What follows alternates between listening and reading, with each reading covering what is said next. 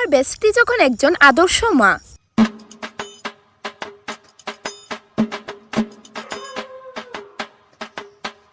আরে দূর, রিমোটটা কাজই করতেছে না, সাউন্ডটা বাড়তেছে না গেলিকা। 2047-এ ভারত স্বাধীন হয়েছিল। 2047-এ ভারত স্বাধীন হই। মনটা কইতাছে রিমোটটা আসার দিয়া ভাই। ঠিক হইছে। মা সাউন্ড কমাও না, আমি পড়তাছি তো। তো মা আমার এই মাসে 33 তারিখ পরীক্ষা। তো আমার মনোযোগ লাগতাছে না। দেখ লতা, এটা পড়াশোনা কইরা কিচ্ছু হইতো না। না, আমি চাকরি করব বড় হইয়া। দেখ লতা, টেনশন নিস না, মা আসি তো, চাকরিওয়ালা দেখা দিয়া দি মনে বিয়া।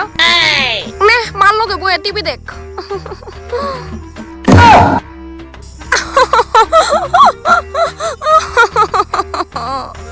হ্যাঁ জানো, আমি তো কোন বেলায় রেডি হইয়া বাইরে দাঁড়ায় রইছি তার লিগা, তাই এখনো রেডি হইতাছে। ডাকতে আসি গাইবাইনি।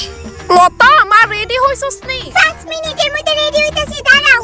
শুনছো, এখনো রেডি হয়, তোমার মেয়ে যে সাজনি হইছে। আচ্ছা থাক। 4টার সময় কিন্তু মল বন্ধ কইরালা, তাড়াতাড়ি রেডি হইয়া। মা আমি আয়া পড়ছি। তাই আইছে, আমি রাখতাছি জান। হ্যাঁ ঠিক আছে, রাখা দাও। এত দেরি করলে কেমনে হইব মা, চল। তোর পাপার আজকে বাড়িতে ফিরতে একটু লেট হইব, মেসেজে কইয়া দিছে। Twinkle twinkle. মা মা মা, ওই দেখো, ওই একটা বেটা আইসক্রিম বেচতেছে। আমি আইসক্রিম খামু প্লিজ মা। খাইতে লোক না আইসক্রিম, তুমি কি জানো আইসক্রিম দেরি চলে যাবে না?